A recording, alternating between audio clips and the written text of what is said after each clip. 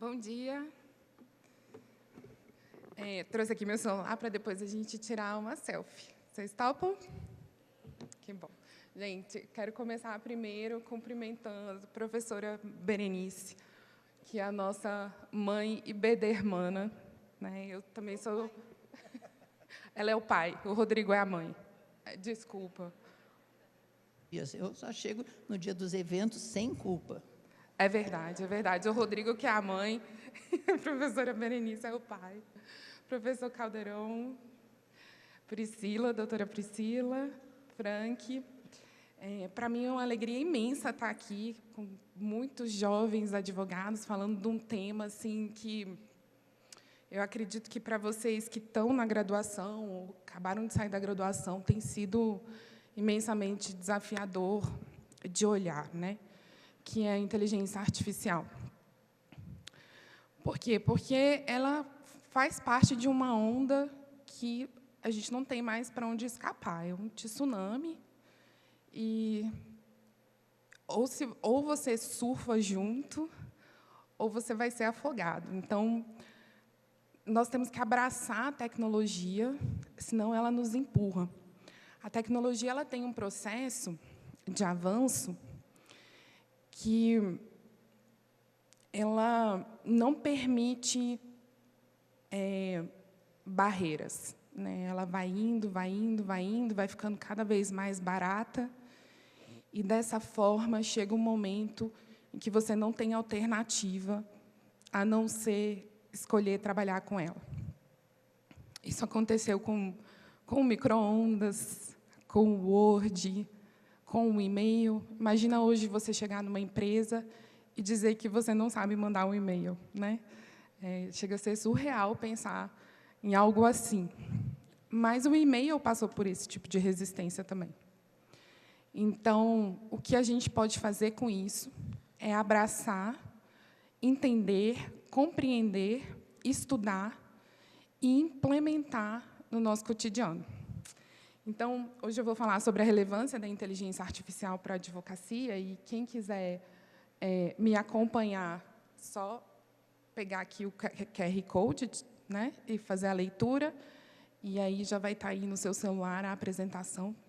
Então, venham comigo. Bom, a inteligência artificial, gente, ela mudou muito. O ChatGPT ele foi lançado em 30 de novembro de 2022, e, para nós, foi o primeiro contato com a inteligência artificial, para muitos, embora ela já faça parte da nossa vida há muito tempo. Há pelo menos uns 15 anos, a gente entra no nosso Gmail e ali tem, né, a divisão dos e-mails. E-mails que são de promoções, atualizações, caixa de entrada, e tudo isso já tem a inteligência artificial embutida por trás, que é uma funcionalidade específica da inteligência artificial, que é o processamento da linguagem natural. Então, a inteligência artificial ela já faz parte da nossa vida há muitos anos, embora muitos de nós não tínhamos sequer conhecimento disso. E aí, em 30 de novembro de 2022, a OpenAI fez o lançamento do ChatGPT, que foi o primeiro contato de muitos com a inteligência artificial, e, nos anos seguintes, 2023, 2024, até 2025, a gente começou a tentar ali implementar a inteligência artificial no escritório. Alguns advogados muito resistentes, outros pensando, nossa, acho que talvez essa ferramenta possa me ajudar, então a inteligência artificial ainda muito como experimento. Muitos de nós até ficávamos envergonhados ainda em 2023, em 2024, de utilizar essa ferramenta. Quase como se a gente não pudesse revelar o uso, e como se fôssemos, então, advogados de mentirinha. Mas a inteligência artificial, na realidade, ela é uma ferramenta e ela vem como uma extensão cognitiva, no sentido de que, com ela, você consegue ir muito mais longe, né? Então, a inteligência artificial ainda muito como experimento. Alguns advogados utilizando o ChatGPT para melhorar o texto jurídico. Organização de agendas e compromissos. Alguém aqui já utilizou a Dola, que virou o Toque? Alguém conhece, não? Ah, tem uma... Gente, é uma inteligência artificial fantástica, que você pegava o seu WhatsApp, mandava ali o compromisso, ela já agendava no Google para você, e no seu WhatsApp ela também lembrava dos compromissos, até que a Meta derrubou. A Meta derrubou todas as inteligências artificiais que estavam no WhatsApp, e agora elas estão ali tentando reconquistar a Meta para voltarem a funcionar dentro do WhatsApp. E, a partir do uso da inteligência artificial, começou uma preocupação muito óbvia, principalmente surgindo aqui de nós, advogados, e, mais do que isso, familiaristas, não é? Com a ética e o uso da inteligência artificial. Posso eu subir um processo de direito de família ali, com dados sensíveis, né? Com uma dor familiar, eu posso subir ele para o ChatGPT? Então, são questões que começaram a surgir em 2024 e 2025. E aí, esse ano, a inteligência artificial deu um salto exponencial e ela passou a ser o que a gente chama de inteligência artificial agêntica.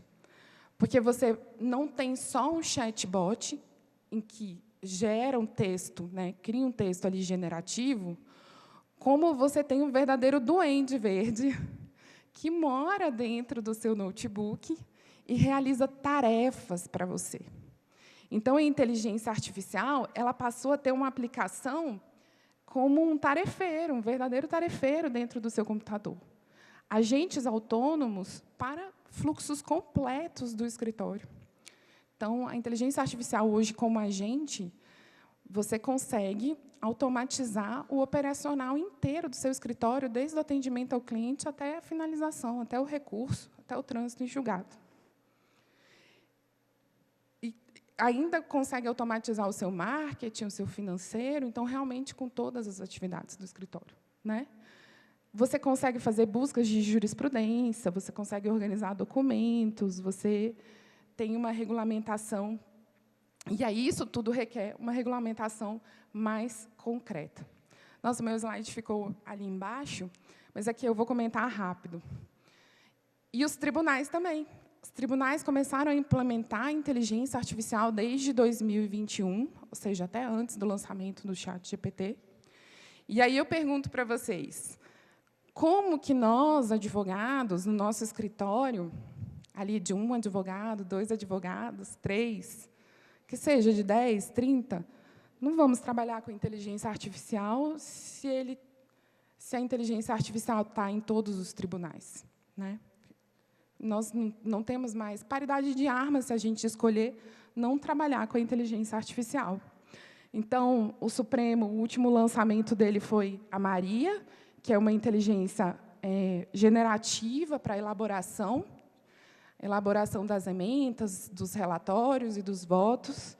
E o último lançamento do STJ é o Logos, que também é uma inteligência artificial generativa que faz a triagem dos processos. Então, eu penso que nós não temos mais escolhas, né? Mais escolha, a não ser realmente abraçar a inteligência artificial.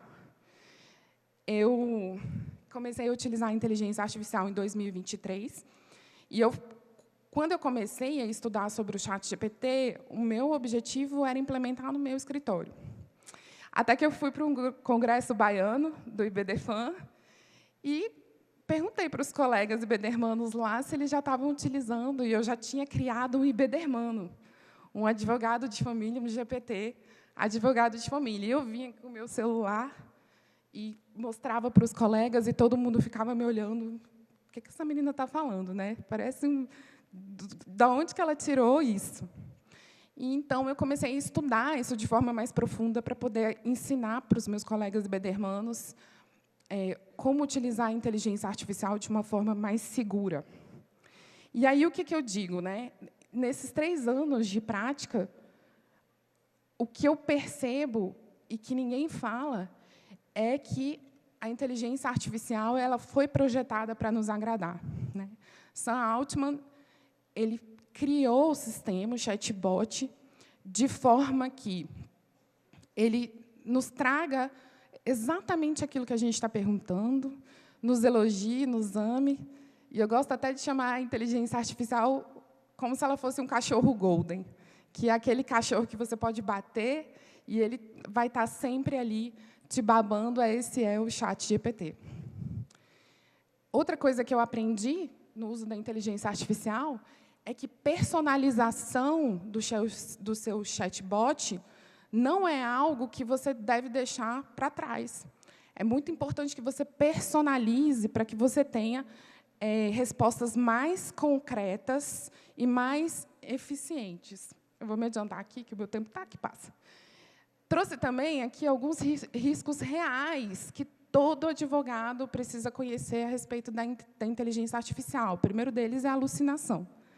Já que o seu ChatGPT, a sua Gemini, o seu Claude, ele te ama tanto, ele vai, com certeza, alucinar.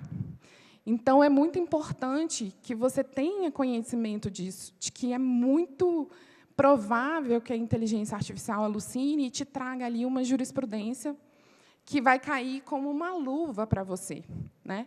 Ali dentro do seu caso concreto. Meu Deus, essa jurisprudência é uma luva. Então, é muito necessário que você faça essa conferência da jurisprudência. Sigilo profissional. Então, é muito importante que você não compartilhe os dados sensíveis do seu cliente na inteligência artificial. Lembrando que nem todos os dados dos nossos clientes são sensíveis, então, existem dados específicos que não podem ser compartilhados. Se você estiver trabalhando com um caso dramático, você pode trabalhar com as informações numa aba mais sigilosa, no sentido de que você não vai dizer o nome, né, dar nome para o seu cliente, e em outra aba você trabalha ali com os dados, com o CPF, com esses outros dados que são mais genéricos.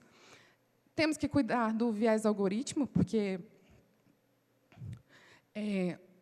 os dados, a inteligência artificial, ela foi automatizada, né, programada a partir de dados, e os dados eles têm esses vieses históricos, muitas vezes preconceituosos.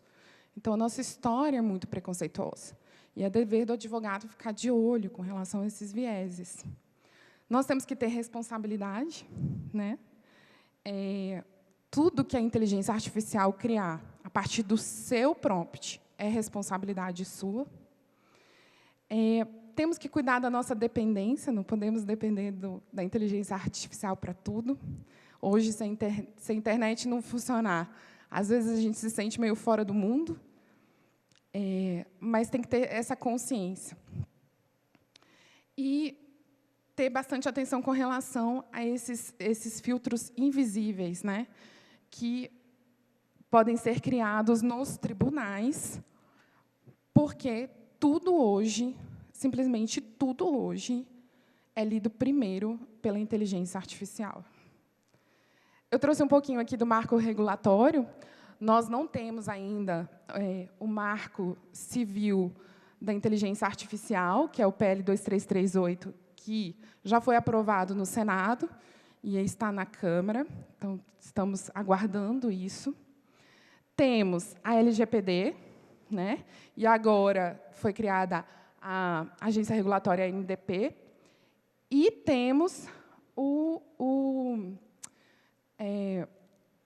regulamento 01 de 2024 da OAB, do Conselho Federal da OAB, que traz as diretrizes para os advogados no uso da inteligência artificial, assim como a regulação do 615 de 2025 do CNJ, que também traz informações importantes sobre o uso da inteligência artificial no judiciário. É muito importante personalizar a sua inteligência artificial de forma que você obtenha resultados eficazes na utilização dela, né? E se você fizer isso, você vai perceber o ganho enorme que você tem da eficiência dessa ferramenta. Aqui eu trouxe um panorama rápido e breve de uma semana no escritório Anzai Benévolo, que é o meu escritório. E lá a gente utiliza inteligência artificial para tudo, né? Os clientes sabem. Então, o primeiro ponto é que, no seu contrato, você precisa obter consentimento do seu cliente a respeito disso. É importante que você tenha consentimento.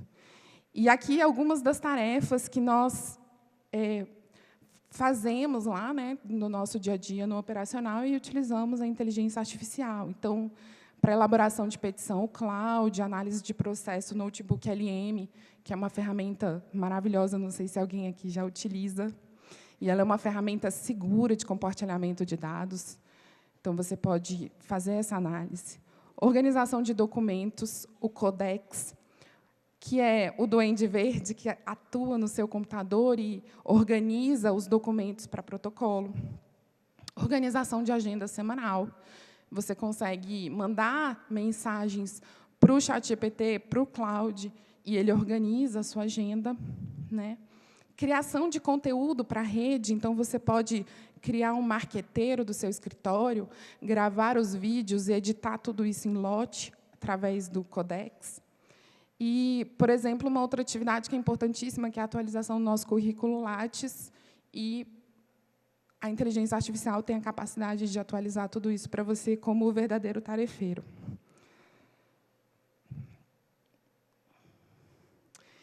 Aqui, eu trago esse ponto importante, eu nunca deixo de falar sobre isso, porque muita gente me pergunta, e agora, doutora, como é que vai ser? Se não sou eu que escrevo mais, se não sou eu mais que cuido da agenda, o que eu vou fazer, né? Os escritórios tinham sempre aquele advogado que ficava ali no operacional, que não fazia audiência, que não prospectava cliente, que peticionava, então somente acompanhava prazo e peticionava. E aí o que eu tenho para dizer é que a advocacia ela vai sobreviver com a inteligência artificial, porque o trabalho do advogado não é só o peticionamento, é o raciocínio jurídico, é o acolhimento, é a estratégia processual muito criativa, é o relacionamento com o cliente. Nós, como obreiros do direito das famílias, a gente sabe muito bem o trabalho que a gente executa como advogados em causas tão complexas de família, que a dor é imensa, e é você que vai dar a mão para o seu cliente, né?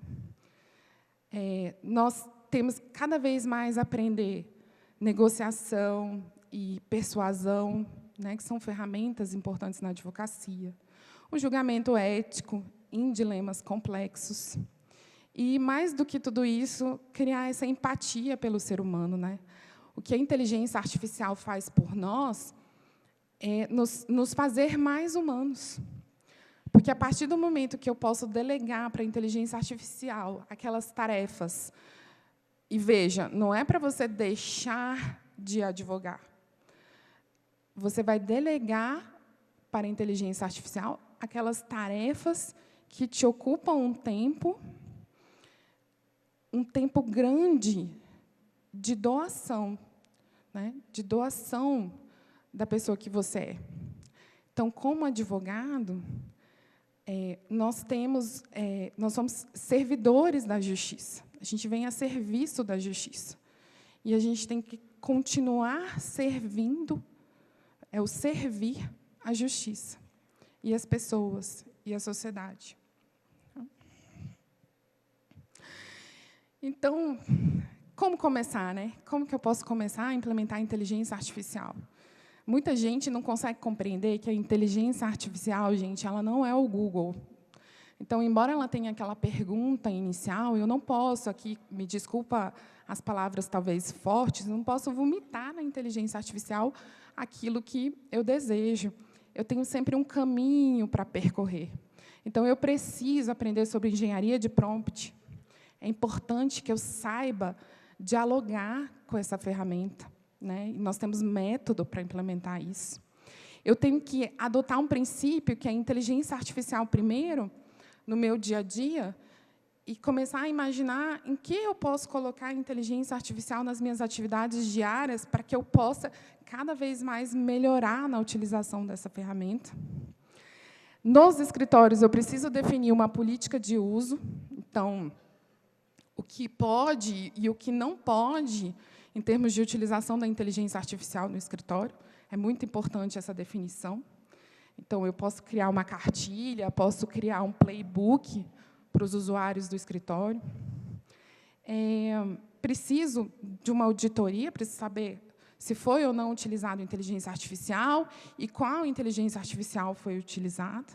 Preciso acompanhar o PL 2338, porque ele vai impactar na utilização da nossa ferramenta. A gente ainda está aqui de cordas soltas, né?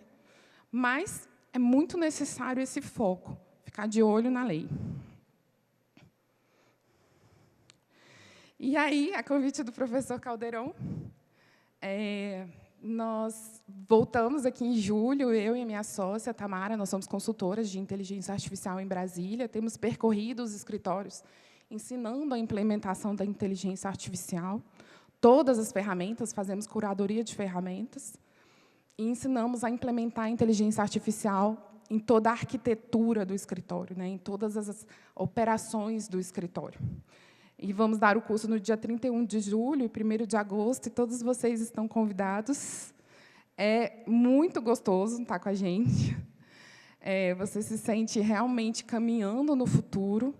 E eu vou dizer para vocês, assim, o que eu vejo dos alunos é uma sensação de alívio, porque, às vezes, a gente carrega o escritório nas costas, no final de semana, na viagem, com os prazos, com as coisas todas que tem para fazer, e é pesado. A rotina do advogado ela é muito pesada. Então, a inteligência é a ferramenta, é o anjo que caiu do céu, que vem para nos ajudar. Então, é muito importante que a gente tenha conhecimento de como utilizar isso com segurança. Tá bom? Aqui está o QR Code da ferramenta, e o meu Instagram também, para quem quiser me seguir. Volta e meia eu dou umas dicas legais de inteligência artificial. Eu moro em Brasília, também gosto muito de fazer reels ali com imagens dos ministérios, das coisas bonitas que tem por lá, do nosso céu azul. Convido a todos vocês a irem a Brasília e aguardo todos para o nosso curso no dia 31 de julho e 1º de agosto. Obrigada, professor. Antes, pessoal, vou só voltar para vocês aqui. Olha que legal. Existe uma coisa na inteligência artificial que é emulação de agentes. E aí eu emulei aqui, na minha apresentação, Poti, né, em homenagem à fachada. Todas as imagens aqui que eu criei são emulações dele. Aqui, ó. Essa primeira, está vendo? Eu emulei. E essa frase é muito importante. O futuro não espera e nem perdoa a falta de preparo. É de uma professora famosa aqui do Brasil, de inteligência artificial, professora Marta Gabriel. E venham aprender essas técnicas comigo. Vamos fazer nossa selfie? Vamos? Tem como ligar um pouquinho mais essa luz do palco? Acho que não, né? Acho que não, né?